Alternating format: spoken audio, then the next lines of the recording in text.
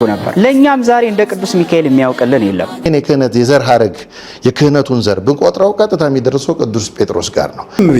አንድ ሰዓት ያወሩና 10 ደቂቃ መፍትሄ መናገር ሲጀምር ራሳቸውን ማከክ ይጀምራሉ። በዚህ ዘመን የተሳሳቱ ስብከቶች አሉ።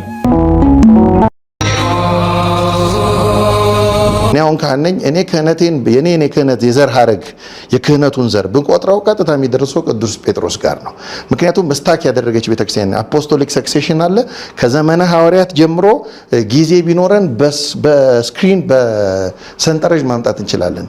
አሁን ብፁዕ ቅዱስ አቡነ ማትያስ ያሉ ፓትርያርካችን ከቅዱስ ጴጥሮስ ክህነት ጋር አንድ የሆነ ክህነት እንዳላቸው ማሳያለን። ታሪካዊ ማሳያለን፣ ትውፊታዊ ማሳያለን፣ መጽሐፋዊ ማሳያለን እና ቤተክርስቲያን ይሄ ክህነት ከቅዱስ ጴጥሮስ መንበር የተቀበለችው ቅዱስ ጴጥሮስ ከክርስቶስ የተቀበለው ዛሬም የምትፈጽመው ነው። ለምንድን ነው ይሄን ክህነት የተቀበለችው? ክርስቶስ የሰጠው ስርዓት አለ። ለብቻቸው ለደቀ መዛሙርቱ በአልዓዛር ቤት ውስጥ አስገብቶ መስዋዕቱን ሰውቶ ይህ ስለናንተ የሚቆረስ ስጋዬ ነው፣ ይህ ስለናንተ የሚፈሰው ደሜ ነው፣ ከእርሱ ብሉ ጠጡ፣ ለመታሰቢያ ያድርጉት ብሎ ይህንን ስርዓት ለቤተ ክርስቲያን ሰጥቷታል። አሁን ለነዚህ ሐዋርያት ብቻ አንልም። ለምን? ቅድም እንዳሉት ክርስቶስ የአንድ ዘመን ነብይ ብቻ አይደለም፣ አምላክም ነው፣ ፈጣሪም ነው፣ እግዚአብሔር ነው፣ የባህሪ ልጁ ነው። ስለዚህ ክርስቶስ ለቤተ ክርስቲያን የሰጠው በልጁ በዚህ ዘመን መጨረሻ ለኛ ተናገረ። ሌላ ነብይ በማይነሳበት ደረጃ እስከ ዕለተ ምጽአት ድረስ ቤተ ክርስቲያን የምትኖርበትን ስርዓት ክርስቶስ ለሐዋርያት ሰጥቷል። ሌላ ነብይ አንጠብቅም። ሐዋርያት የተቀበሉትን ተቀብለን ነው የምንኖረው። ስለዚህ ይሄንን የተቀበለው ሐዋርያት እነሱ የተቀበሉትን ይዘናል፣ በዚህ እንቀጥላለን። ስለዚህ አፖስቶሊክ ሰክሴሽን አለ። ክህነታችን በየትኛውም ታሪካዊ ጥያቄ ማምጣት እንችላለን። ከመንፈስ ቅዱስ የሆነ ክህነት ነው። የመጀመሪያው እሱ ነው። ሁለተኛው ካህናት መስዋዕት ያቀርባሉ። ካህናት መስዋዕት ያቀርባሉ። የሚያቀርቡት መስዋዕት ግን በብሉይ ኪዳን አንደኛ በብሉይ ኪዳን ዘመን እንደነበረው አይደለም። ሁለተኛ ለምሳሌ የመጀመሪያው ካህናት የማያቀርቡት መስዋዕት አለ። ለምሳሌ በቅዳሴያችን ቅዱስ ሥጋው ክቡር ደሙ አለ። ቅዱስ ሥጋውን ክቡር ደሙን ካህናት አያቀርቡትም። እንደ ዮሴፍና እንደ ኒቆዲሞስ መጽሐፋችንም የሚለው እንደሱ ነው። አገልጋዮች ናቸው። ምእመናን እንደ አዲስ መቃብር ምሳሌዎች ናቸው፣ ክርስቶስን ሊቀበሉ የተዘጋጁ። መስዋዕቱን ግን የሚያቀርበው ራሱ ክርስቶስ ነው። አንድ ጊዜ ያቀረበው መስዋዕት ትኩስ ሆኖ እስከ ዕለተ ምጽአት ይሰራል። የማያረጅ ደም ነው። እንደ ብሉይ ኪዳኑ መስዋዕት ቅድም እንዳሉት የተነሳ ነው፣ ክርስቶስ ያልሞተ ነው። ስለዚህ ይሄ መስዋዕት ዘላለማዊና ሕያው ሆኖ የሚኖር መስዋዕት ነው። ያንን መስዋዕት ክርስቶስ ራሱ ነው የሚያቀርበው። ከቤተልሔም መተን ወደ ቀራንዮ ነው የምንነጣው። ቤተ መቅደስ ቀራንዮን ነው የምናሳየው። ክርስቶስ ያቀርበዋል። መንፈስ ቅዱስ ያንን መስዋዕት ይለውጠዋል። እግዚአብሔር አብ ይቀበለዋል። ሁለቱ ካህናት ግን እንደ ዮሴፍና እንደ ኒቆዲሞስ ለምእመናን ያቀብሉታል። ካህናት የሚያቀርቡት መስዋዕት ምንድን ነው? የዕጣኑ መስዋዕት አለ፣ አልቀረም፣ ያቀርባሉ። የዕጣን መስዋዕት አለ፣ በቤተ መቅደሱ ያቀርባሉ።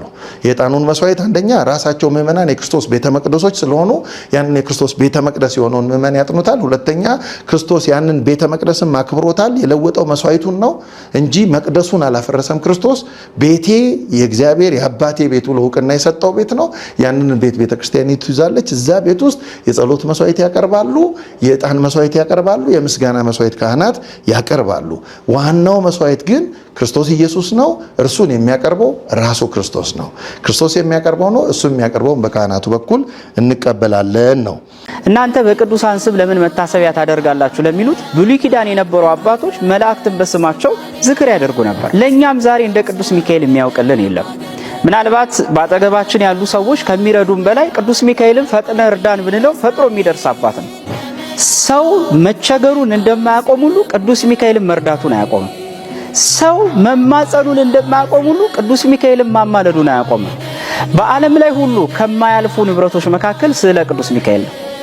ምክንያቱም ቅዱስ ሚካኤልን ለረዳው ለዘላለሙ ሲራዳ የሚኖር እውነተኛ ታማኝ ወዳጅ ስለሆነ ነው። ወርቅና ብር ያልፋል፣ ቅዱስ ሚካኤል ግን ለጠሩት የማያልፍ ስራን የሚያሰራ አባት ነው። ወንድም እህቶቼ፣ መንፈሳዊ ነገርን ስናደርግ የጀመርናት ሱታፌ ካለች እሷን ሱታፌ ማቋረጥ የለብንም።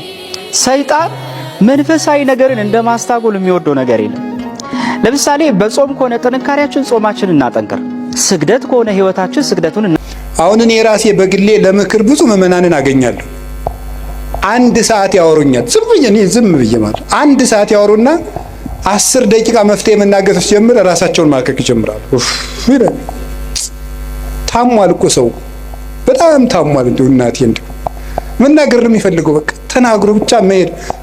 እንደው አንዳንድ ጊዜ 2-3 ሰውም ታዝብ ያውቃሉ። ተናግሮ ምንም መፍትሄ ሳልነግረው እግዚአብሔር ይስጥልኝ አባ ደህና ያዋሉ ብለ ይላል። እኔ ምን አርጌለት ነው ይዘው የሚመርቀኝ?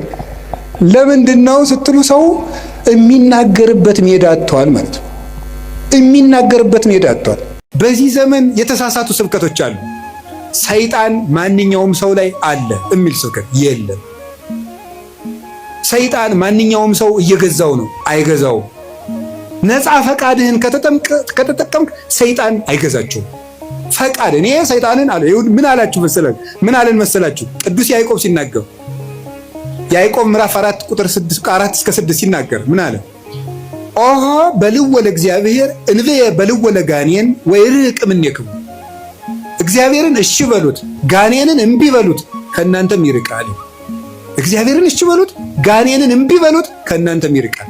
ሰይጣንን እምቢ በማለት ማራቅ ይቻላል። አልፈልግም በማለት በፍላጎታችን ሰይጣንን አለማቅረብ እንችላለን። በፍላጎታችን የእግዚአብሔር መሆን እንችላለን። የእግዚአብሔር መሆንም ፈቃድ ነው። አሁን አንዳንድ ሰው ይላል እንዲሁ እግዚአብሔር እንዲሁ ጥሩ ሰው ቢያደርገኝ ይላል። እንዴ የወራችሁ ሰው እኮ እንጨት አይደለም፣ በግድ አይጠረም። ፈቃድ ያለው ፍጡር ነው። አስፈቅዶ ነው የሚያድንህ። እንዲሁ እግዚአብሔር ሌሊቱን ሙሉ እንደው እንዳልተኛ ቢያደርገኝ አያደርግም እያልኳችሁ ነው። አያደርግም። ወደ መርጠህ ነው ማድረግ። ለምን ያስገድዳል እግዚአብሔር? እንደ እግዚአብሔር ለምን ፈቃዱን ያጋጫል? ፈቃድ ሰጥቶ እንደገና ለምን ያስገድዳል? እንዲሁ እግዚአብሔር ዓለሙን ሁሉ ጥሩ ቢያደርገው ምን ችግር አለ? አያስገድድማ። ነፃ ፈቃዱን እሳ